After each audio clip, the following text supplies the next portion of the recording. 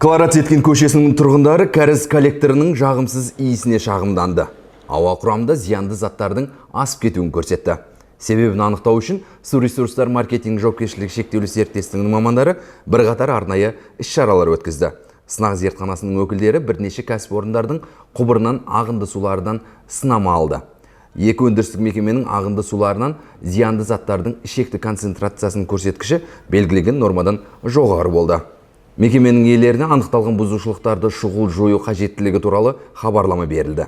Алайда белгіленген мерзімде зиянды заттардың шекті рұқсат етілген концентрациясының жоғарылауы жойылған жоқ. Нәтижесінде екі мекеме су бұру қызметінен ажыратылды. Өндірістік ағынды суларда зиянды заттардың рұқсат етілген концентрациясынан асып кетсе, инженерлік инфрақұрылымға зиян келтіреді.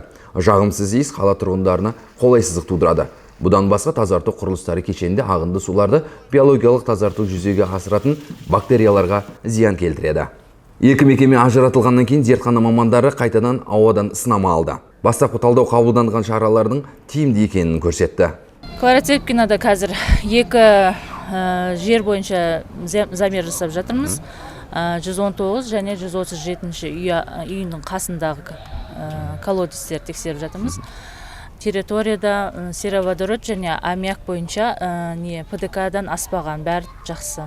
Су ресурстар маркетинг жауапкершілігі шектеулі серіктестігінің әкімшілігі өндірістік ұйымдардың иелеріне сарқынды суларды қабылдау ережелерін сақтау қажеттілігін еске салады.